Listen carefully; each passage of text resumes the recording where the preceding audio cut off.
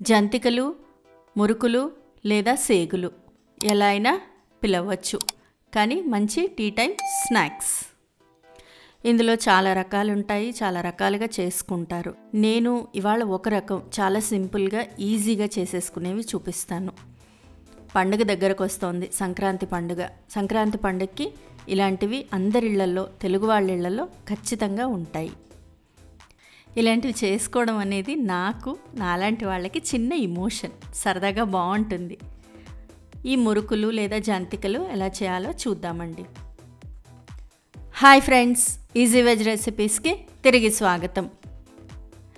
ఈ మురుకులు లేదా జంతికలు చేయడానికి మనకు కావాల్సిన పదార్థాలు ఏంటో ముందర చూద్దాము. 1 కప్పు బియ్యం, అందులో సగం లేదా హాఫ్ కప్పు పుట్నాల పప్పు, పచ్చడి చేసుకుంటాం అది.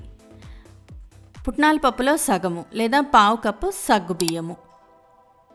ఈ 3 కూడా తీసుకొని బాగా కలిపేసుకోవాలి. మనకి ఇంటికి దగ్గరలోనో లేకపోతే మనకి మిల్స్, ఫ్లోర్ మిల్స్ అంటారు కదా, అవి అవైలబుల్గా ఉంటే అక్కడికి తీసుకొని వెళ్ళి కేజీ బియ్యానికి హాఫ్ కేజీ పుట్నాల పప్పు, పావు కేజీ సగ్గుబియ్యం వేసి మిల్లాడించుకోవచ్చు. నేను అలా మిల్లాడించుకొని రెడీగా పెట్టుకున్నాను. ఇది చాలా రోజులు నిలవ ఉంటుంది, 3 to 4 months ఉంటుంది.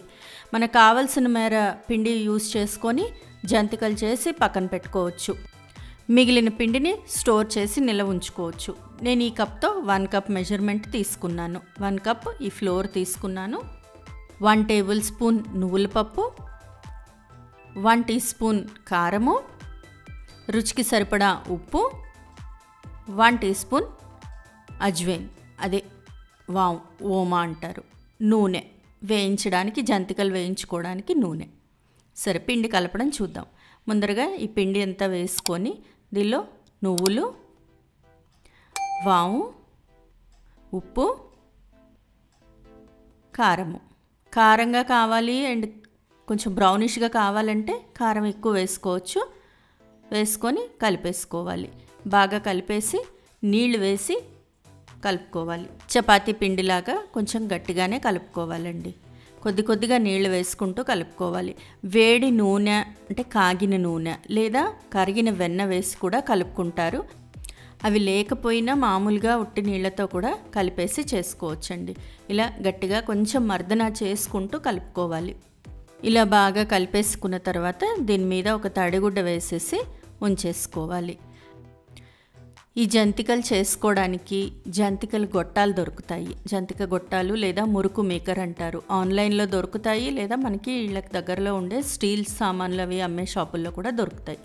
దానిలో ఇలా డిఫరెంట్ హోల్స్ ఉండే డిఫరెంట్ ప్లేట్స్ కూడా ఉంటాయి. ఇవన్నీ తీసుకొని మనకి ఏది కావాలంటే అది యూస్ చేసుకోవచ్చు. ఇది నేను ఇలాంటి గొట్టం యూస్ చేస్తున్నాను. ప్రెస్ చేసేవి ఉంటాయి, గన్స్ కూడా ఉంటాయండి. ఆన్లైన్లో, అమెజాన్లో, ఫ్లిప్కార్ట్స్లో దొరుకుతాయి. దీన్ని ఇలా ఓపెన్ చేసేసుకొని ఈ గొట్టం లోపల మనం పిండి పెట్టుకుంటాము. మొత్తం ముందర ఓపెన్ చేసి నేను ఈ హోల్స్ ఉన్న ప్లేట్ పెడుతున్నానండి. మీకు ఏ సైజు హోల్ ప్లేట్ కావాలో అది పెట్టుకొని దీన్ని మళ్ళీ స్క్రూ ఫిట్ చేసేసుకోవాలి. దీనిలో బాగా ఆయిల్ అప్లై చేసుకోవాలి. ఇలా ఫుల్గా ఆయిల్ అప్లై చేసేసుకొని ఇలా పిండి కొంచెం తీసుకొని దానిలో వేసేసుకోవాలి. దాన్ని మళ్ళీ మూత పెట్టేసి ఇది చూడండి, ఇలా దాన్ని కవర్ చేసేసుకోవాలి. సీల్ చేసిన తర్వాత దాన్ని పిండడం పైన స్క్రూ సిస్టమ్ తోటి తిప్పుకుంటూ పిండేసుకోవాలి. మనం డైరెక్ట్గా ఆయిల్లో పిండగలము వేడి నూనెలో అని అనిపిస్తే అలా డైరెక్ట్గా పిండేసుకొని కూడా చేసుకోవచ్చు. లేకపోతే ఒక ప్లేట్లో కానీ లేదా ఒక గరిటెకి కానీ కొంచెం ఆయిల్ అప్లై చేసి ఇలా మొత్తం పిండేసుకొని ఈ జంతికల్ని వేడి నూనెలో వేసి వేయించుకోవాలి.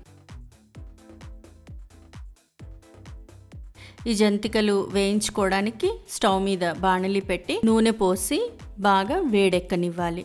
నూనె బాగా పొగలొచ్చేదాకా వేడెక్కిన తర్వాత లో ఫ్లేమ్లో పెట్టి జంతికలు వేస్తే బాగుంటుంది. నూనె బాగా కాగిన తర్వాత కొంచెం పిండి వేసి చూస్తే మనకు తెలిసిపోతుంది. ఇక్కడ చూడండి, ఇంకా నూనె కాగలేదు. సో కొంచెంసేపు అయిన తర్వాత అలా పిండి అంతా బయటకు వచ్చేస్తుంది. అప్పుడు ఈ జంతికలు ఒక్కొక్కటి నూనెలో వేసి వేయించుకోవాలి. మీడియం ఫ్లేమ్లో లేదా లో ఫ్లేమ్లో కాలిస్తేనే బాగుంటాయండి, క్రిస్ప్గా తయారవుతాయి. లేకపోతే ముందర మాడిపోతాయి, లోపల కాలకుండా పచ్చి పచ్చిగా ఉంటాయి. ఇలా వేయించేసుకోవడమేనండి జంతికలు. పిండి అంతా కూడా ఇలాగే వేయించుకోవాలి. నేను డైరెక్ట్గా నూనెలో పిండి కూడా చూపిస్తాను. ఇలా తీసి ఒక పేపర్ మీద వేసేసుకుంటే నూనె అంతా కూడా పోతుంది. ఇలా డైరెక్ట్గా కూడా నూనెలో పిండేసుకోవచ్చు. ఇంతే సింపుల్గా జంతికలు చేసుకోవడం ఇంత ఈజీ. పిండి రెడీగా పెట్టుకుంటే ఎప్పుడు కావాలంటే అప్పుడు చేసేసుకోవచ్చు. ఈవినింగ్ టీ టైంలో క్రంచ్గా బాగుంటాయి. ఫ్రెండ్స్, ఈ రెసిపీ మీకు నచ్చినట్లయితే మీరు ట్రై చేయండి. మీ ఇంట్లో వాళ్ళకి టేస్ట్ చేసి చూపించండి. ఎలా వచ్చిందో నాకు కామెంట్ బాక్స్లో కామెంట్ చేయండి. ఈ వీడియో మీకు నచ్చినట్లయితే ప్లీజ్ లైక్ చేయండి, షేర్ చేయండి. ఛానల్ సబ్స్క్రైబ్ చేయని వాళ్ళు ఛానల్ సబ్స్క్రైబ్ చేసుకోండి. ఆ బెల్ ఐకాన్ క్లిక్ చేయడం మాత్రం మర్చిపోకండి. మరిన్ని మంచి రెసిపీస్తో మళ్ళీ మీ ముందుంటాను. అంతవరకు సెలవు మరి. బాయ్.